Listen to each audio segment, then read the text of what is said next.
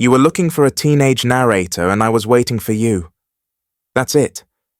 We found each other. My name is Lucas. I'm 30 years old, and I live in a small town in rural Virginia, about an hour's drive from Washington.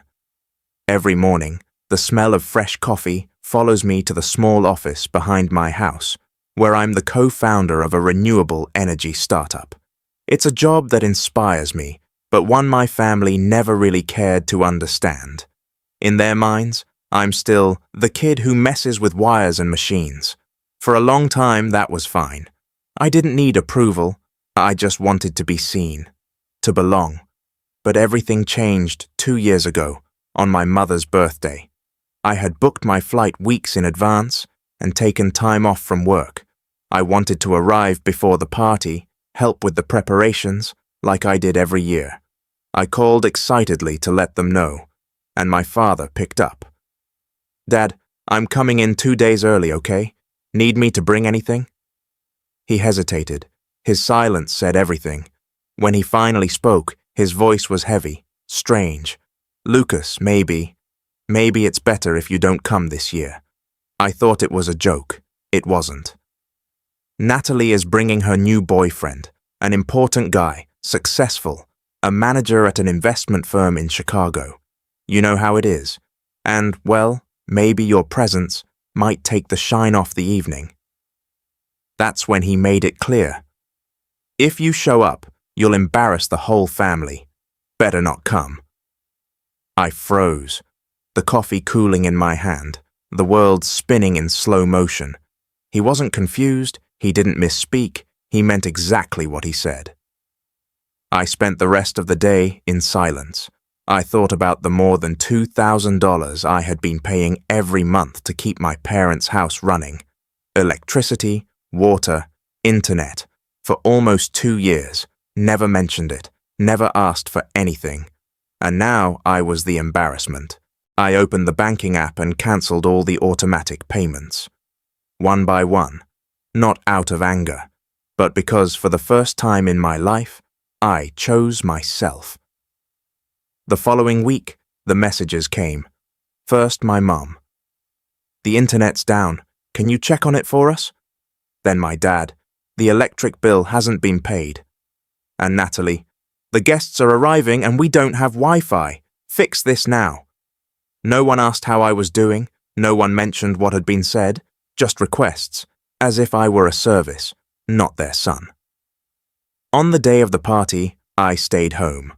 Cold coffee in hand, phone vibrating non-stop. I ignored every call until my Aunt Clara appeared on video. I answered. On the other side, her face, the old kitchen behind her, floating voices. And then, through the noise, I heard my mum shout, "He didn't come and he's still embarrassing us." And my dad, "It's just some bills. What kind of man refuses that?" Natalie showed up next, angry. "He actually picked up. No shame at all." Then he appeared, the new boyfriend, well-dressed, neatly groomed hair, dark suit. He looked at me and said, "Hey, boss." It took a second to understand. But yes, he was one of the newly hired analysts at my company. Everyone in the room froze. He looked back and spoke clearly. "I work at Nova Systems. Lucas is one of the founders and he's my boss." Silence. Complete. For the first time, the room heard something about me they had never heard before. Who I really was.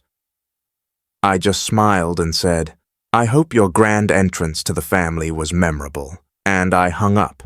The next day I got an email from him. "Ricardo," he wrote, "I'm sorry. I didn't know. I didn't expect her to be like that. I'm ending things. Thanks for not putting me on the spot." I replied dryly, "Ricardo, that choice is yours. But for the record, I don't mix family with work." A few days later, Natalie sent me a message. "He left me. Please talk to him. Ask him to come back to me." I replied, "He didn't leave because of me. He left because of how you treat people." She insisted, "I want to change. Please, believe in me." But I didn't reply, because I finally understood. Regret that only shows up after you lose something isn't regret, it's desperation. Weeks later, my parents showed up at my door. They came by bus, tired, worn out. I let them in. We sat, they apologized, and then came the request. If you could send around $400 a week, it would really help. I let out a short laugh. When Natalie helps with the same amount, I'll help too. They hesitated, gave excuses, so I proposed, or we draw up a legal agreement. When you're gone, the house will be mine. Simple. My father exploded, shouted, called me ungrateful, cold-hearted, but I simply stood up and said calmly, I think you should leave now. That was the last time I saw them. 2 years passed. No calls, no messages asking, how are you?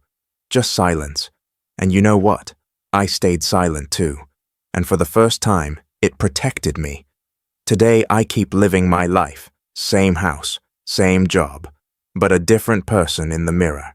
Someone who learned that love without respect is debt. And debt I no longer owe. Was I too harsh, too cold, or was it just the right moment to finally love myself?